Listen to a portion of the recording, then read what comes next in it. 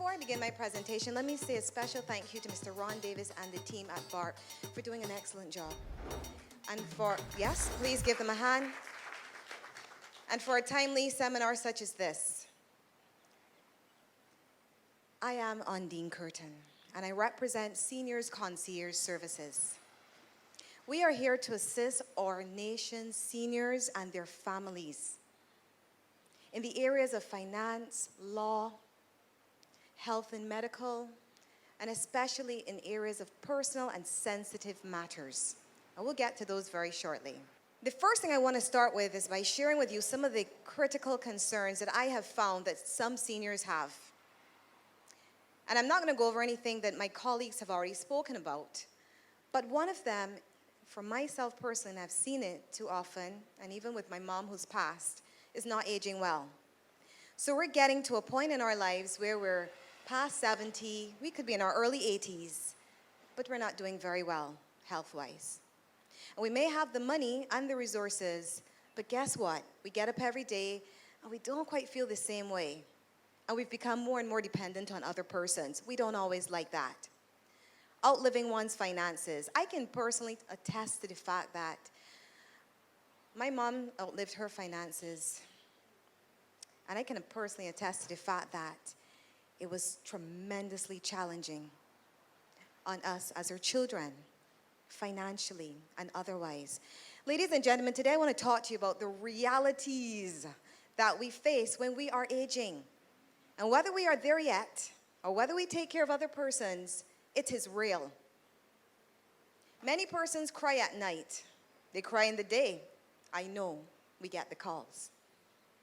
And I'm here to say to you, planning can never be understated, ladies and gentlemen. We must do it, and do it now. As a special note for me, our special needs children. We have older adults, and some of us have children who need our help. On a sad note, some months ago, an elderly lady and her daughter died. I'm not sure if you can recall that story.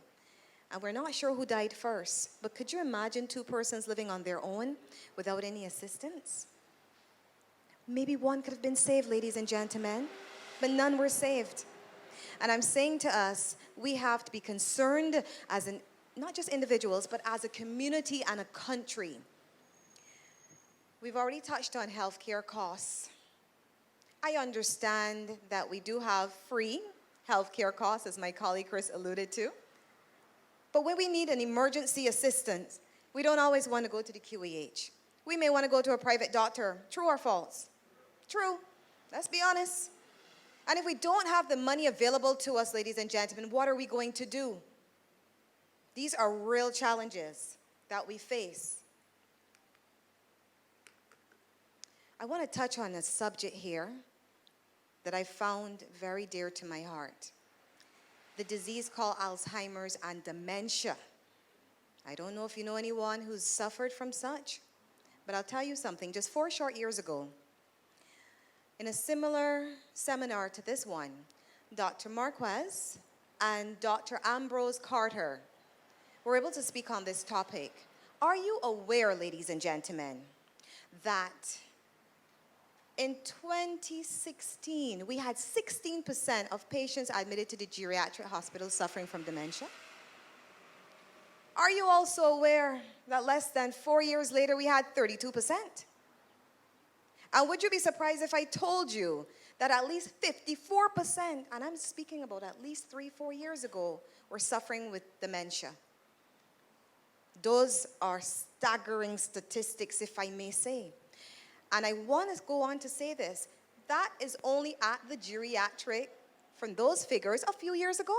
What about persons who are caring for individuals even now?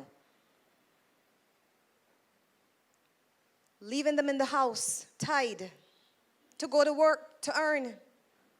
I want to get real with you today, ladies and gentlemen, because this is everybody's challenge. I want to let those listening to my voice know that there's no shame. We need to ask for help. And we at Seniors Concierge Services is here to provide that help. Give us a call. This is a serious situation. I'll tell you just how serious it is as we get going. Very quickly, who can tell me by show of hands where you have your documents, the ones that we need at the ready? What? 5? 7? 10? Oh, my word. I want to applaud all of you who've put your hands up. Have you ever tried in an emergency situation finding an emergency card, maybe for the doctor's name, a next of kin, medication, what is the person on? And I want to speak to that one in brackets called secret medication. I'm not going to call the names, but some persons are on secret medication, ladies and gentlemen, and it's causing some challenges with their health. And I want to say to you today, we need to know what is happening with you because it helps in an emergency situation. Okay? And I'm going to fast forward here. Because if you don't yet have a safe, and I'm not promoting any particular business in Barbados, but safes have become very affordable, ladies and gentlemen. You can bolt it down to a secure area in your home, but let me advise you, don't bring everyone to bolt it down. You understand what I'm saying?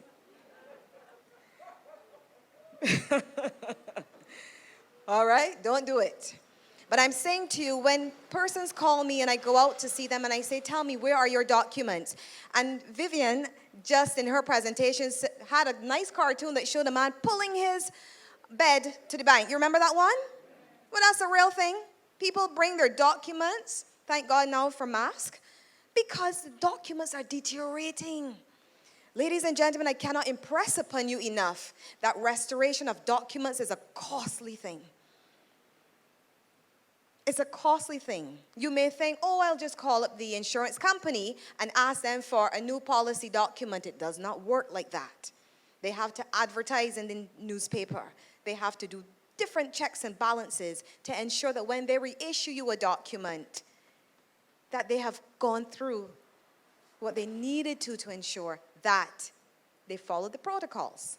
Similarly, I'm imploring all of you today, don't delay. Waterproof if you can. A nice Ziploc bag. I'm not advocating just Ziplocs. The ideal thing is to have something in airtight conditions where your documents can be secured for a long time. Yes? Thank you. Very quickly, ladies, I want to touch on 3 things on this slide that is extremely important. Earlier, my colleague emphasized you need to have a will. I cannot impress upon you enough. Wills are not expensive, ladies and gentlemen. I am certain that at least one of you must know an attorney at law. Give them a call. Find out, what are my options? Let's say, for example, you know or you have persons in your life, you've amassed a considerable fortune. And now you're trying to figure out, how do I go ahead and dispose of my assets? Ladies and gentlemen, I want to take you down to trust documents. You need to speak to someone about the possibility of opening a trust. And why I say this is because those assets can be distributed in your lifetime, not when you're dead, ladies and gentlemen. I'm speaking to you that a will gives effect after your death. And I'm telling you from personal experience, I understand how that goes. When mom and dad are alive, yes, mom, we will do what you've asked us to do. But I'll tell you something, oftentimes in reality, that is not the truth. Not in every situation. But that's why we have so many cases in court, believe you me. There's always a challenge. Stamp it out today. There are many ways that you can dispose of your assets, and I'm just here simply to say to you, please seek advice. Whether it's from a personal friend, you need to do this. And you might say, I don't have a lot of assets to distribute to a trust and form a trust. BARP has just asked for donations. Were you present? They need to continue giving. We want to leave a legacy, ladies and gentlemen. The QEH needs your help. We need beds. Oftentimes when families call me and I go down to the hospital, and I'll tell you something, I found that persons remaining here, let's say returning nationals, their children are all grown.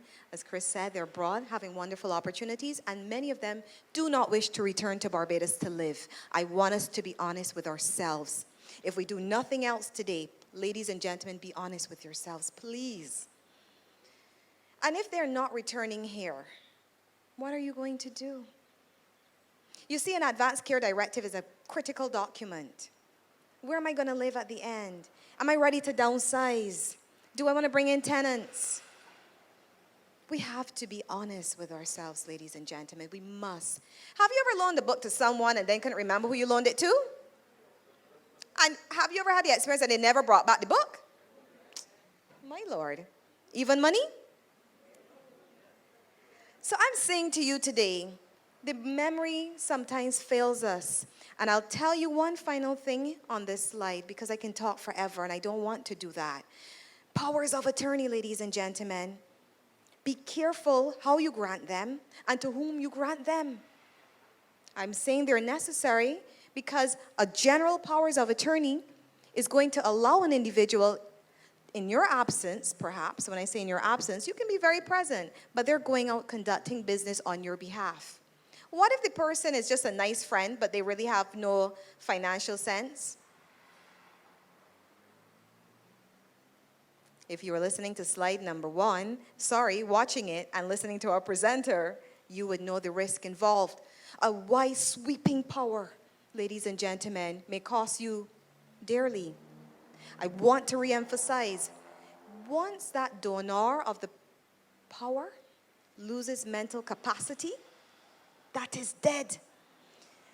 There are some families who are still continuing to act on a power of attorney that can be invalid. If that person is dead, the power is dead. Do not perpetuate a fraud. Ladies and gentlemen, we need to understand. And I'm imploring you today, please, get close to someone that you trust that can advise you properly on the way forward. Yes? Oh boy, as my minister on TV would say, and the shouts are getting even lower. I know. I think a lot too. And I'll tell you something. It is very, very real out there and very sad at the same time. So again, I'm going to leave these with you. You can go ahead. Now, you notice what I have there? Do not. Some of you may actually say, boy, this young lady bold though. Do not. But I'll tell you why not to. Don't sign blank checks and leave them laying around, saying that in case somebody wants a check, it'll be already signed there. Don't do that. Credit card information, credit cards just laying around, don't do it.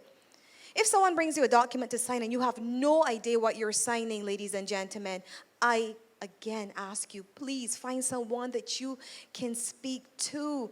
If something within your spirit says this might not be the best thing for me, I am asking you, please find someone. What about those persons who've already had a mortgage, perhaps paid off that debt? You're now retired and you're feeling proud. But someone comes and says to you, you know what? What about being a surety for me? What about putting up that deed, that nice piece of land, our house? You know I'm good at paying back, auntie. You know we have lovely nieces and nephews sometimes, yes? You have to be wise. Ignorance will definitely cost you, ladies and gentlemen, and I do not lie to you today. We talk about co-signing loans. The Bible speaks about it, but I am not here to speak to you in that capacity today. You have to be wise about what you do. And simply put, that last one I want to speak to. Yesterday, someone said to me, Miss Kirton, somebody told me about a blessing circle, and I'm really thinking of putting my money in it because COVID-19 has set me back, Miss Kirton. And I am telling you, I am really seriously thinking about it because I know friends who've gotten $16,000 back, and I'm ready. If it seems too good to be true, but don't take my word. I want you, please, to think about it, ladies and gentlemen. This is real. And I'm telling you, the money that you may give to that circle may not give you the return that you may be thinking. Yes?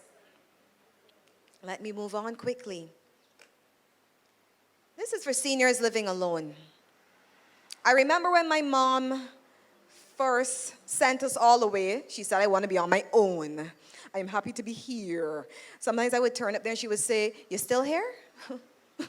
In other words, the time is up. She wanted to be alone, but then it came a time she didn't want to be alone. Ladies and gentlemen, I am here because I get the calls in the night. And I'm saying this to you because it is real. I want you to embrace technology. You don't have to know all the bells and whistles on the telephone.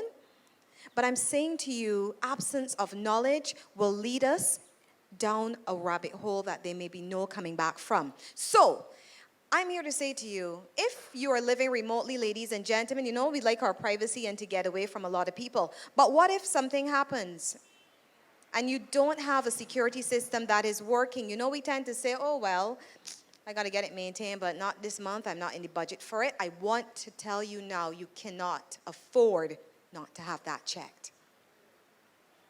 I also want to encourage you to get monitors. It may be a simple thing. You go to the bathroom in the night or even in the daytime, and you know what?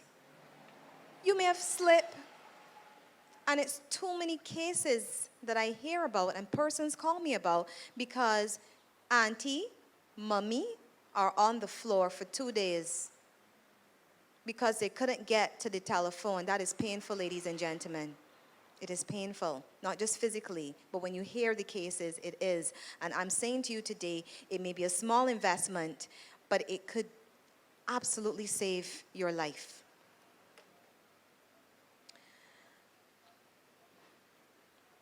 Create a routine. You know, when we're teenagers, we're so happy to just sneak out, go to the movies. We don't really want to know where we've gone, you know, the exciting stuff.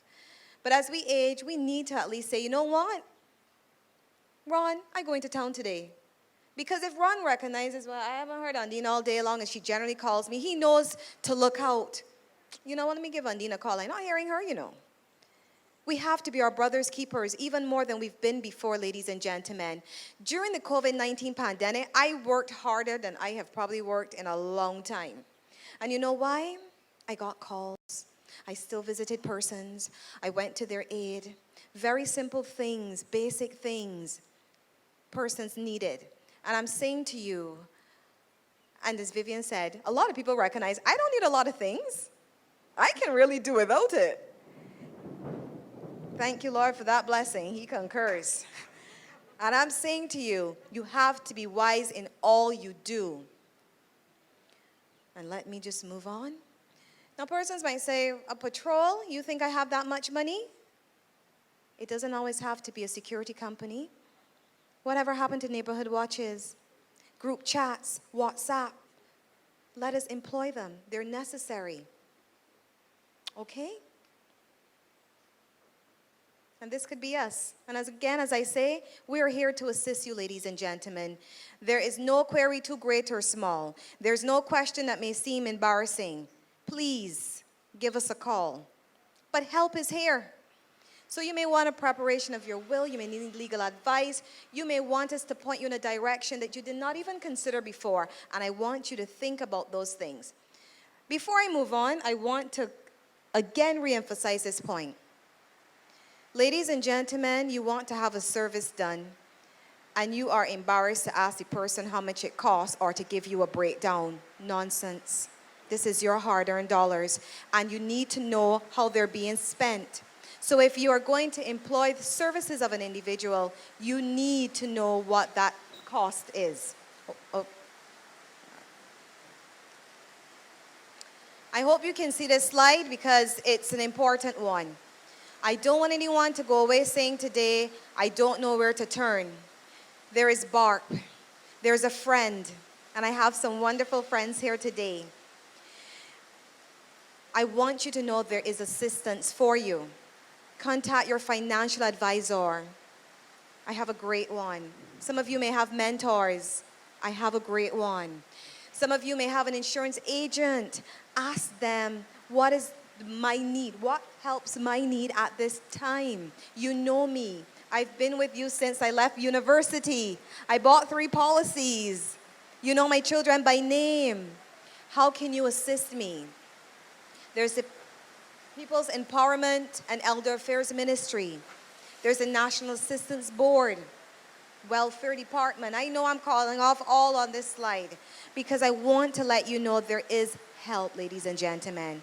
And even recently, I discovered that the QEH has a social services department.